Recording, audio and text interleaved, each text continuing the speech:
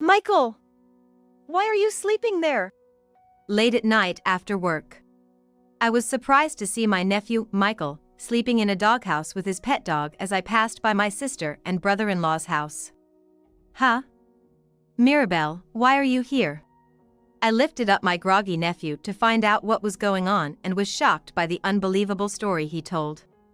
It turns out my sister and her husband left Michael at home and went on a trip with their mother. What's more, my brother-in-law had put Michael in the doghouse instead of inside the house, citing the cost of electricity as the reason. The pet dog looked emaciated but was cuddling close to Michael, watching us intently. My heart ached at the sight of them, and I hugged them tightly. Thank you for telling me. I have an idea now. I was planning a revenge against my irresponsible sister and brother-in-law. My name is Mirabelle. I'm a young professional in my second year of work since graduating from college. My job is busy but fulfilling, and I enjoy my days to a certain extent. I live independently and freely now, but as a child, I always seemed to be watching other people's faces. I think this was due to my family environment, where my parents doted on and spoiled my older sister, Mary, while being strict with me. Mary, 2 years older than me, had a cute face and was good at acting adorable. However, behind the scenes, she looked down on me and ridiculed me. When adults weren't watching, she would say mean things and take my things. My sister, who did whatever she pleased, was never recognized by the adults for her true nature. They always adored her bright and cute appearance. My parents always prioritized my sister over me. Her clothes were all new, while mine were her hand-me-downs. They showed no interest in my perfect test scores, while they excessively praised Mary for getting a 70. They never thanked me for helping with the dishes, but they overly thanked Mary just for bringing them to the sink. With parents who only spoiled my sister, and she looked down on me with a smug face. The only one who was kind to me was my aunt. Our house was about a 15-minute walk from my aunt's, and I often visited her since I was little. My aunt always called me a smart and kind child and cherished me. I loved how she listened to me and talked to me at eye level, so I frequently visited her house. However, my parents didn't seem to like that. Are you going to your aunt's house again? She's not free either, don't bother her and stay home. My mom scolded me, looking as if she was disgusted just by remembering my aunt. But since my aunt had told me, it's not a bother at all, come over whenever you want. I ignored my mom's words and kept visiting her. Maybe because they didn't like my attitude, or because my aunt and I were smarter, my parents and sister always spoke ill of us. It's unbelievable that my aunt is still single at over 40. I have 3 boyfriends. Proud intellectuals like her are disliked by men. Poor thing. As a child, their cruel words hurt me, but I gradually learned to let them slide off, influenced by my aunt's attitude of not caring at all. Eventually, when I started my job, I moved out and living alone. Choosing a new place and moving was overwhelming, but my aunt helped me with everything, one step at a time. On top of that, my aunt even helped with my moving expenses, and I'm really grateful to her. Thanks to her support, I now live independently, away from my family home. While I started a stable career, my sister Mary lived a careless life. Perhaps because of her good looks, Mary has always been popular with the opposite sex and led a free-spirited love life. After years of such a lifestyle, she unexpectedly became pregnant with a child, and the father was unknown. I thought she might choose not to have the baby, given the uncertainty, but surprisingly, she decided to give birth. However, Mary didn't prepare herself to be a parent and just went through with the pregnancy casually. She didn't attend any prenatal classes and didn't seem serious about childcare, often dumping her baby, named Michael, on me to go out and have fun. So, take good care of Michael for me. I'm off. Wait, Mary. If you're going out, take Michael with you. She's not listening. Oh, whatever. My sister lived at home and could have enlisted my mother's help, but I was appalled at her irresponsibility in forcing me, a college student at the time, to take care of a toddler who was about 6 months old. My dad had passed away a few years earlier, and for some reason, my mom didn't help with taking care of her grandson, which I found utterly incomprehensible. As Michael grew older and needed less care, Mary gradually stopped leaving him with me. However, I still couldn't shake the feeling that Mary wasn't properly looking after him, so I often visited their house to check on Michael. Every time I visited, Mary looked annoyed, but she let me in, probably because it meant she could do whatever she wanted while I was there.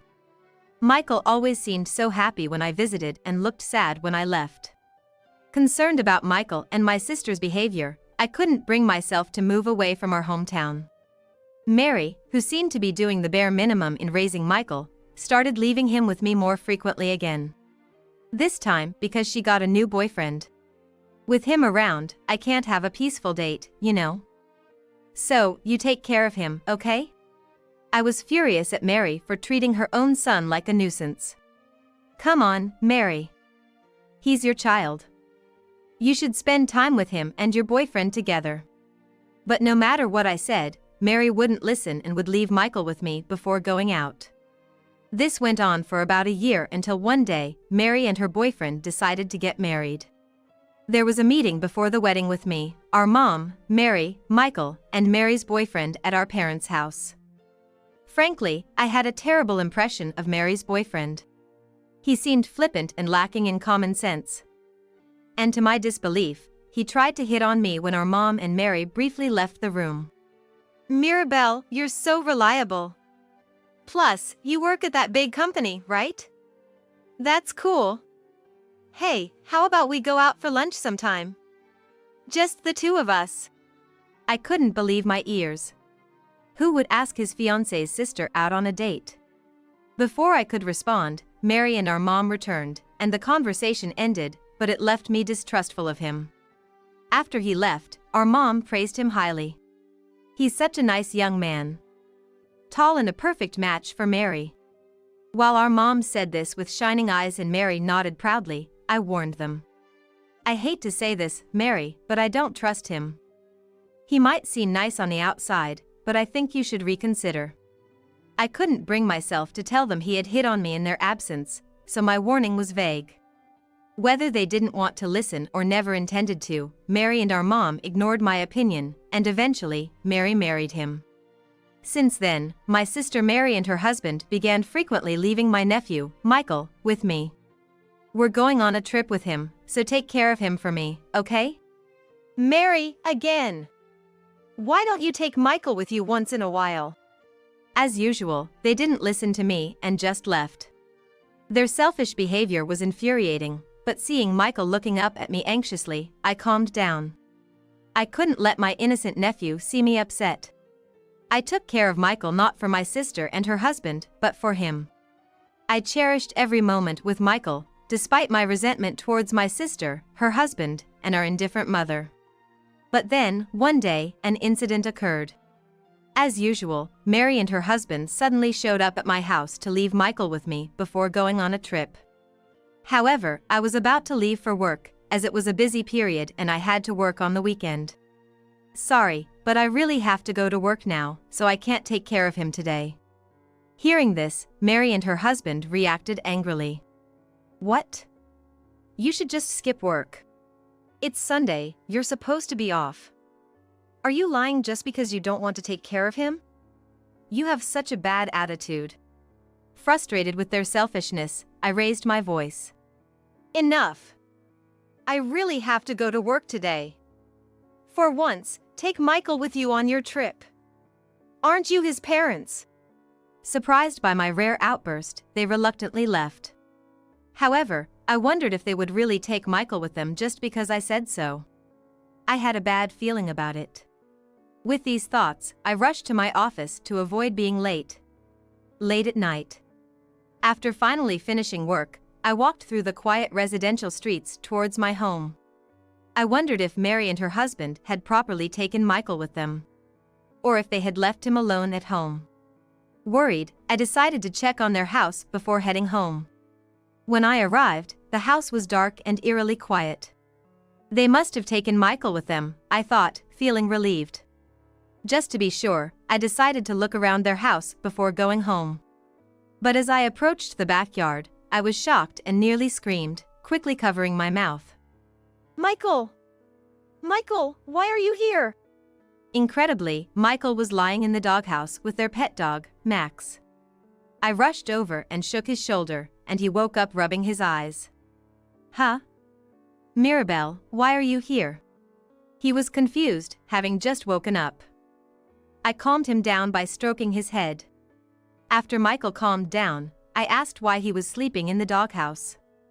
The unbelievable story he told left me speechless. Apparently, Mary and her husband had left Michael at home and gone on a trip with our mother. Moreover, my brother-in-law had put Michael in the doghouse instead of the house. Save on the electricity bill, and sleep with the dog until we get back. And don't you dare do anything strange. After glaring at Michael, my brother-in-law left with Mary and the others. Incidentally, the dog that was sleeping with Michael was originally my brother-in-law's pet. He brought it when he started living with Mary after their marriage, but he stopped taking care of it, leaving Michael as the sole caretaker. The dog's condition wasn't great, probably due to the limited care a young child like Michael could provide. However, the emaciated dog cuddled close to Michael, watching us intently. My heart ached at their sight, and I hugged them tightly. Thanks for telling me, that must have been tough. Why don't you come to my house today? Let's sleep together. Michael nodded happily, and I took him and the quietly accompanying dog back to my home. After ensuring Michael and the dog were asleep, I stepped outside and called Mary, her husband, and our mother. To confront them about leaving Michael behind and to inform them that he and the dog were staying at my place. However, none of them answered their phones. Reluctantly, I gave up calling and sent a brief message stating that I was taking care of Michael, then headed to the police station with him in the morning. There, I consulted the police about Mary and her husband frequently leaving Michael alone. The police immediately called them for questioning, and Mary, who answered the phone, promised to return home right away. They ignored my calls but responded to the police, leaving me with mixed feelings as I waited for their return. A few hours later, Mary, her husband, and our mother, who had returned from their trip, arrived at the police station. We apologize for causing a disturbance. We planned to take our child on the trip, but he threw a tantrum just before departure, insisting he didn't want to go. Our son adores the family dog and often wants to stay by its side. He probably sneaked out to the doghouse, how embarrassing. Their blatant lies were overwhelming. However, the police seemed to believe my smooth-talking brother-in-law. Since there were no bruises or signs of physical abuse on Michael, the police did not consider it a case of child neglect, and they got away with just a warning. As we left the police station and were out of sight, Mary, her husband, and our mother's attitudes changed drastically, and they burst into anger. How dare you embarrass us like this?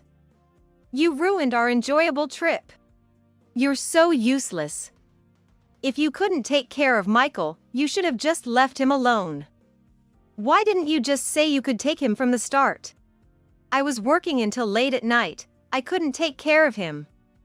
And do you even realize what you did? Leaving a young child in an outdoor doghouse, what were you thinking? My counterarguments were ignored as they continued to berate me. It was absurd, they were the ones who left Michael and went on a trip, but they acted as if I was the unreasonable one. My head spun with their accusations. Then, my brother-in-law made an unbelievable proposal. Oh my God, shut up. If you want to take care of something so badly, take that dog back. He laughed, saying it would be less hassle and they'd have more space in the yard without the doghouse, while Mary and our mother nodded in agreement. Seeing them, I realized that as long as Michael lived with them, he would never be happy. I blurted out, I'll take care of not just Max, but Michael too. My offer was perfectly reasonable, but Mary rejected it. That won't do. He still has his uses. I couldn't understand what she meant. How could she think of using her own child? What did she plan to use him for? Confused and angry, they pushed the dog onto me and, appearing nonchalant, grabbed Michael's hand to leave. Come on, we're going home. I don't want to go back. I want to stay with Mirabelle. I want to go to Mirabelle's house. Quiet. Your home is over here. Come on, let's go. Mary and her husband forcibly took the crying and resisting Michael with them. My heart ached at the sight of my nephew crying out for help like that. I couldn't just leave him like that. I made up my mind and called someone. Hello? I have something I need to talk about. A few days later. On a day off, I was relaxing at home when the doorbell rang insistently. Wondering what was going on, I checked the monitor to see Mary, her husband, and our mother standing there. Puzzled, I opened the door, only to be greeted by their furious shouting. What have you done, Mirabelle? Michael, scared by my sister's loud voice, was trembling and had a pale face. Feeling sorry for him and not wanting to cause a disturbance in the neighborhood, I invited them inside. Why are you yelling all of a sudden? Michael is scared, you know. Shut up. You're the one who snitched, aren't you? Because of you, we're in big trouble now. Mary yelled the moment she entered the house. Realizing what she meant, I had an idea. What are you talking about? I just had a casual chat with Aunt. What? Ignoring Mary's shocked expression, I reflected on the events of the past few days. The day Michael was forcibly taken back by Mary and her husband, I had called my aunt. My aunt works for a private investigation company and conducts personal investigations. That day, I had asked her to investigate Mary and her husband. I needed evidence of their neglect and abuse of Michael to take to the police. During the investigation, a shocking truth was uncovered. Mary and her husband had never submitted their marriage registration, so legally, they were not husband and wife. Taking advantage of her status, the older sister was a single mother who was receiving illegal welfare. It was also discovered that Mary had worked at a friend's store during her unemployment benefit period and received cash payments without reporting it. My aunt was able to get a firm grip and put together evidence that my sister and brother-in-law were living together and that they were receiving illegal unemployment benefits. Armed with this evidence, I reported them to the authorities. Judging by how Mary and her husband stormed in and their complaints, it seemed the authorities had taken action. Because of you, we have to return the money, her husband yelled, likely meaning they were being asked to refund the benefits they had received. I couldn't help but feel they got what they deserved and looked at them coldly. It's your fault for illegally receiving benefits. You should return what you owe. However, Mary and her husband continued to rant irrationally. Their demands were utterly selfish. That's nonsense. What we received is ours, there's no way we're giving it back. Exactly. And how old do you think that unemployment benefit thing is? I was left speechless by their outrageous claims. While Mary and her husband kept selfishly yelling and blaming me, I called the police to avoid causing a disturbance in the neighborhood. The police arrived quickly and tried to calm them down. However, when my brother-in-law resisted and pushed one of the officers, the atmosphere changed dramatically. You're being detained for obstructing public duties, the police said as they took Mary, her husband, and our mother to the police station, despite their fierce resistance. Worried they might return to my house after being released, I decided to take Michael and the dog to a pet-friendly hotel. Let's stay here for a while, just the three of us, you, Michael, and Max. I said with a smile to Michael, who joyfully raised his hands in excitement. Yay! Max, it's been a while. Let's play a lot. Seeing Michael happily playing with the dog, I felt good about taking bold actions. As I expected, Mary and her husband were released by the police that night and seemed to have come to my house. Fortunately, a patrolling officer noticed their suspicious behavior of persistently ringing the doorbell and questioned them. Startled, Mary and her husband quickly left the scene. Later, I learned that Mary and her husband had to sell their house to repay the wrongly received benefits. To put an end to the issues with them, I left Michael with my aunt and went to meet Mary and our mother. As soon as we met at the diner, they started rattling off about their situation. It turned out Mary and her husband, along with our mother, had been living day to day on his earnings and her illegally obtained benefits, with hardly any savings. To refund the benefits, they had no choice but to sell their house and were now barely getting by living in our family home. Apparently, the mastermind behind the benefit fraud was my brother-in-law, who had other suspicions against him and was still at the police station. Mary, now disillusioned with my brother-in-law, said tiredly, "I'm done with him, I'm going to leave him." "Why didn't you stop me when I said I wanted to marry him? If you had warned me more, I might not have married him." I could only feel exasperated at my sister, who started to blame me while glaring at me. After all, I had warned my sister during the initial meeting with my brother-in-law that he is not trustworthy. Since she chose not to heed that advice and continued her relationship with him, it's fair to say that what happened was her own doing. Interrupting Mary's continuous complaints about my brother-in-law, I brought up the topic of Michael. Why did they always leave him behind? Couldn't our mother have taken care of him? Their answers were more trivial than I expected. "Well, we just don't like him. He's a bit too much like you, too smart for his own good. We just don't like him." That was their reason for pushing Michael onto me and leaving him in a doghouse. As I felt helpless at their irrationality, Mary and our mother proposed something absurd. Ignoring my feelings completely, my sister and mother began to say something utterly outrageous. They wanted to live in my house because they had no money and nowhere to live after selling theirs to repay the benefits. Apparently, our mother had been practically living with Mary and her husband, and our family home was left neglected. Your house is too big for just one person, so it should be fine, right? Michael has taken a liking to you, so if we all live together with him, everything will work out perfectly, right? It's a good idea, isn't it? Completely ignoring my feelings and convenience, they continued with their selfish demands. I sighed deeply and informed them of a fact. "Sorry, but I'm moving out today. That house is a rental, and I can't just hand it over to you." In fact, I had decided to move to another town to avoid any further involvement with my sister Mary and our mother. Upon hearing this, they predictably erupted in surprise. "What? I didn't hear about this." "Why are you moving, and where to?" They probed into the details of my move. However, I didn't answer them. Instead, I asked something in return. "Is it okay if I take Michael in and raise him? You don't need to force yourselves to raise him just for the benefits anymore, right? He's of no use to you now, is he?" As I said this with sarcasm, Mary and our mother turned red and trembled. Then, they tearfully pleaded with me. "Then take us with you. We'll do anything, even housework. Right?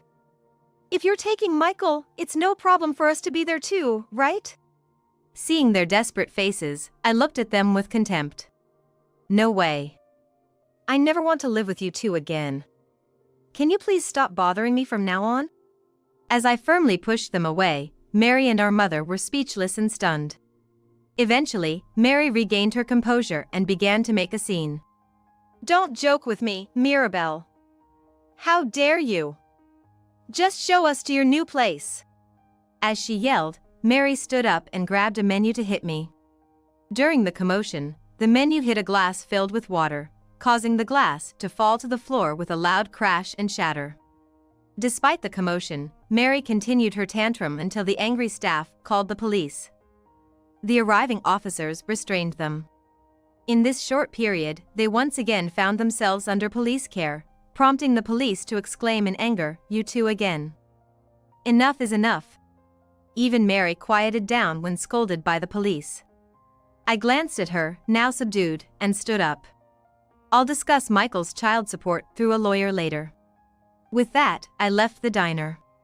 Later, my well-informed aunt told me that Mary and our mother had started working to support themselves. However, their illegal benefit claims and the diner incident were well known in the neighborhood, and they were regarded coldly. Their poor work attitude also made them unpopular with customers, and their jobs seemed to be hanging by a thread. Ultimately, they still lived in the deteriorating family home, which now had leaks and needed repairs. Yet, they spent all their earnings, unable to afford the necessary fixes. Now in winter, they are living in a cold, leaky house. As for Michael and me, we started our new life in a new home.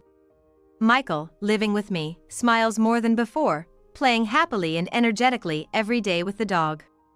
My aunt also visits us often, and Michael has become very fond of her, calling her grandma.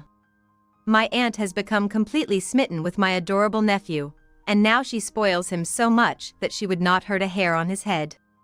Seeing them laugh together makes me feel happy too. My aunt plans to move in with us once she finishes her current work. I can't wait to see what kind of fun and happy life I will be able to lead.